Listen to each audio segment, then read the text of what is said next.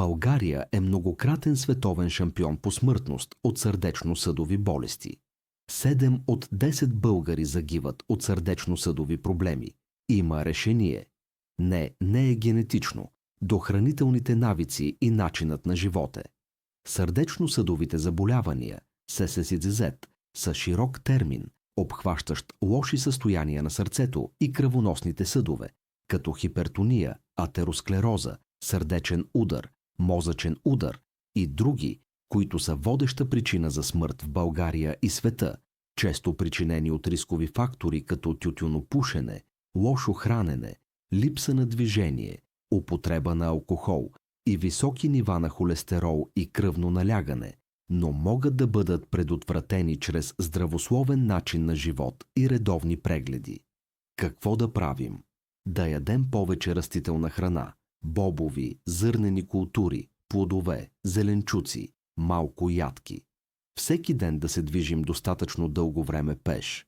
Да използваме малко и само нерафинирани ненаситени мазнини, като слънчогледов шарлан или зехтин, но само за студени ястия, салати, студени предястия и стинали супи, защото при затопляне се получават трансмазнини, които са по-вредни дори от наситените мазнини и запушват артериите, снабдяващи всички наши органи – сърце, мозък, черен дроб, бъбреци, бели дробове, черва, с кръв и следователно хранителни вещества.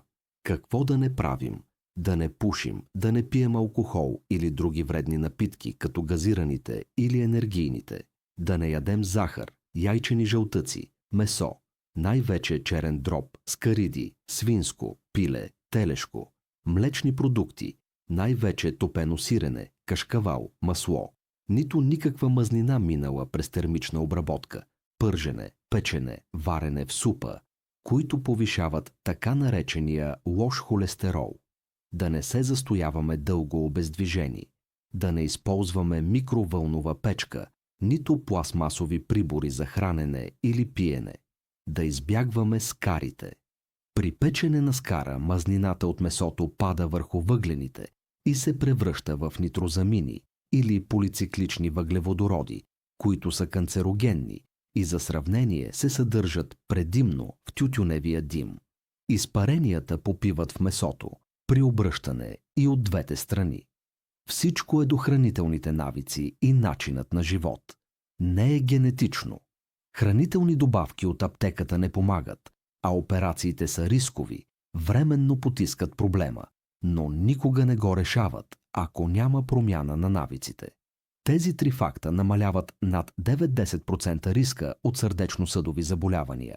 Първо, нивото на общия холестерол в кръвта трябва да бъде 3,8. Второ, ЛДЛ, лошият холестерол, да е под 1,9. Трето, триглицеридите трябва да бъдат под 1,15.